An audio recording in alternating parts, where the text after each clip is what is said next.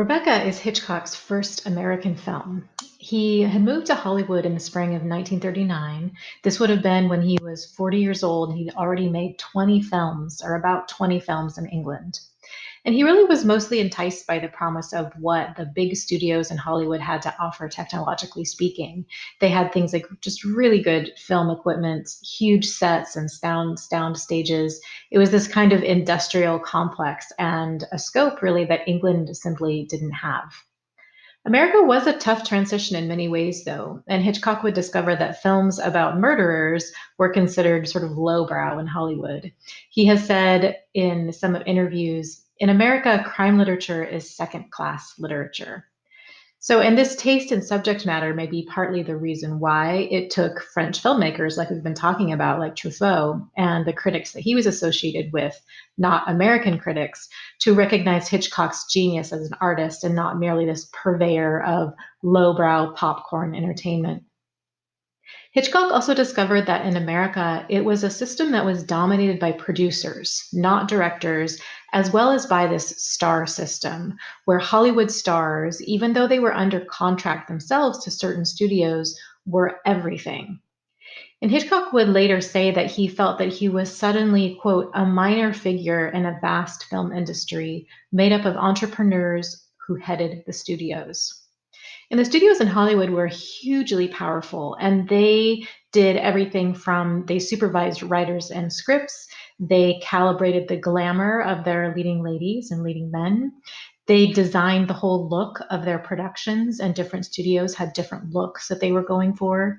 And directors were really expected to toe the line. They weren't supposed to second guess production designers or cameramen, and they weren't expected to think like writers or editors, which, as you know about Hitchcock, is certainly not his style.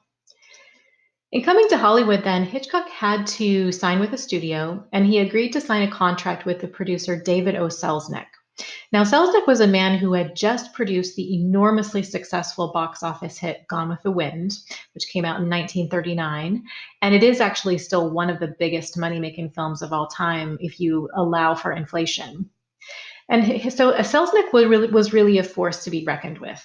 Some auteurs actually even consider Selznick himself an auteur because you can see his hand in the movies that he produced. And he had his own very specific ideas for filmmaking. So you can kind of see the problematic setup right there, right? Here we have two men, Selznick and Hitchcock, used to running the show, both very successful in their own careers, and both used to putting their own very particular visions on screen.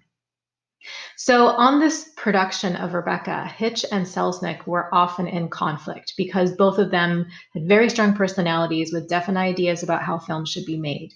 Selznick thought a filmmaking should be done in one way, and Hitch thought it should be done in another.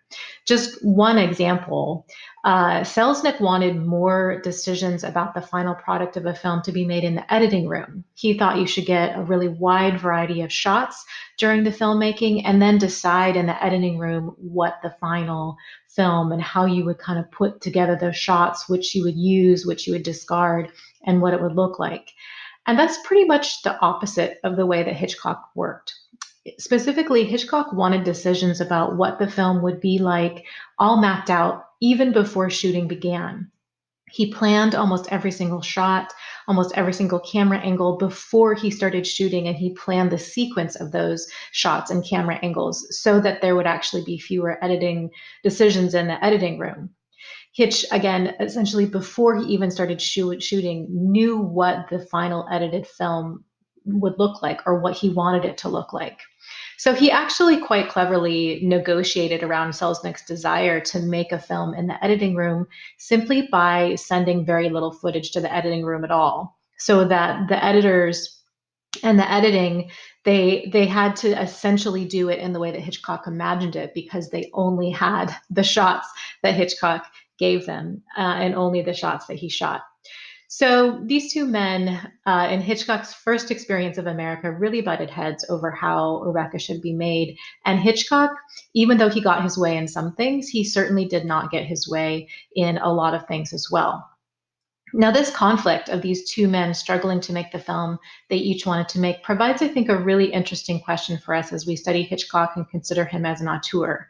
If you remember, Sarah said that it's an auteur's qualities that you can often see most clearly when you look at the films where they had least control over, because it's in the very midst of that lack of control that their artistic visual sensibilities will still get through. And you can recognize those signatures even in the midst of the fact that they didn't have control over other things about the film production. And I think here we also have to consider that our perspective on the film might be a little bit different from Hitchcock's own personal perspective on it. For him, this was a film where he constantly struggled to get control and to make decisions that he did not always get to make. And so I think we have to read his reflections of the film, especially as you see them in Truffaut, in light of his own personal experience in the moment of that, while also considering the film from our kind of broader tourist perspective as a part of Hitchcock's whole body of work. And ultimately, I think it's because of Selznick's relative power over the film that Hitchcock himself would say about Rebecca, it's not a Hitchcock picture. And he knew, of course, better than anyone all the things that he wanted to do, but was not allowed to do. So perhaps that's what was most in his mind when he's saying it's not a Hitchcock picture. It is true that many do agree with him that perhaps Hitchcock is not really a classic Hitchcock in every sense of the word. They will argue that this is more of a romantic melodrama, something much more like Gone with the Wind than a typically Hitchcock picture.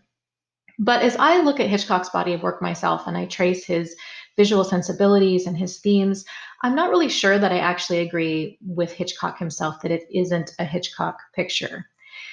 And as I consider it, I'm not sure that anyone could have made the movie that we see other than Hitchcock himself. Are there Selznick contributions present in the film? Absolutely. But I really can't get away from the Hitchcockiness of it all either.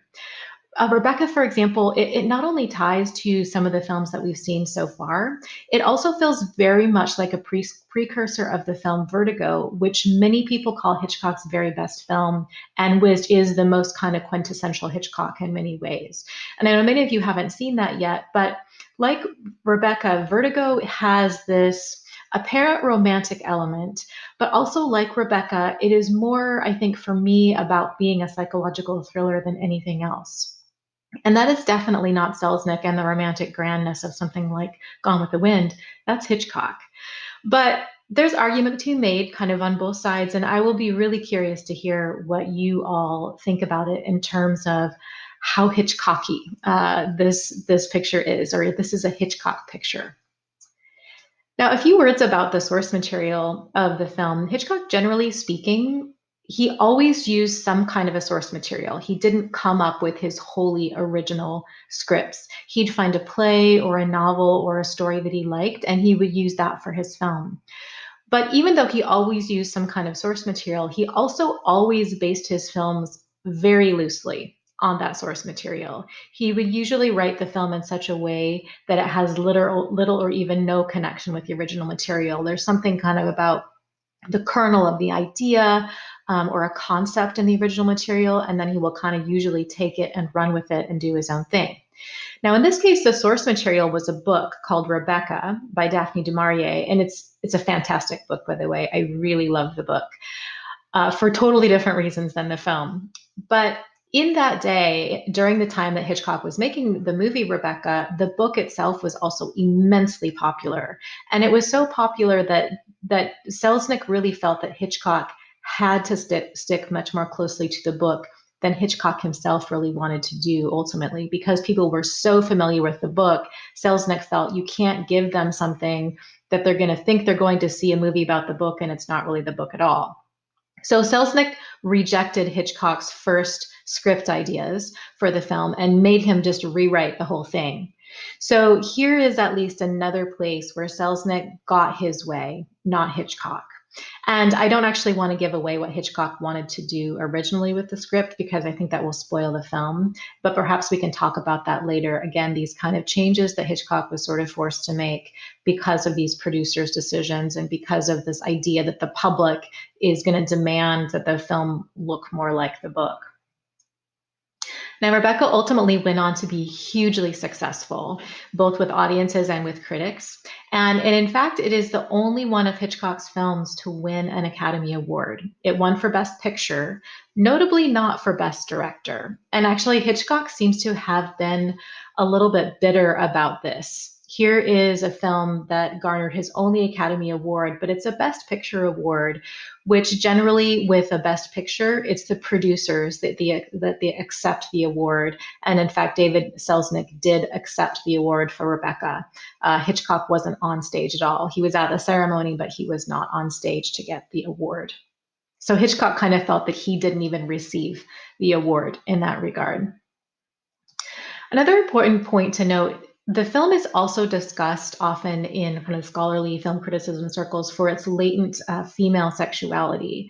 The author of the source material, Daphne du Maurier, was herself a bisexual, something which at the time could not be acknowledged or discussed at all. LGBTQ people could not be out in that sense without being wholly shunned by society. So this was something that du Maurier herself kind of struggled with, and she kind of ultimately sort of denied and accepted. So it's a little bit hard to track, but most people accept that she was a bisexual, even if she was not out and accepted as such.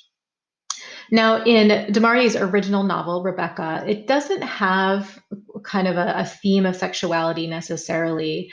However, you will definitely notice this lesbian subtext in the film. So that would have been something that specifically Hitchcock himself included. And I think we probably can't necessarily credit to Selznick. And because, in part, because there is actually a gay subtext in many of Hitchcock's films, which we can discuss when we get there. Sometimes it's quite overt, but a lot of times it's more latent. So in Rope, for example, when we get there, it's pretty overt in that film, even though it's still kind of hidden in some ways. And in other films like Strangers on a Train, it's more latent that some viewers might not even notice at all, but I think it's definitely there. So kind of consider how you see that sort of subtext in this film, Rebecca. So considering all that, going into this film, really think about the fact that Hitchcock says it's not a Hitchcock picture. But I think we as film students are looking over the entire body of his work and thinking about the idea of an auteur. We might have a little bit different perspective than Hitchcock. And we don't always have to take a filmmaker's word as the final word for what their film is doing or what it's about. So we've watched 3 Hitchcock films so far, and you know what some of his characteristics are. You know some of his motifs, you know some of his use of camera angles, like kind of POV shots and a various high angle, low angle. You know his use of shadows, you know themes.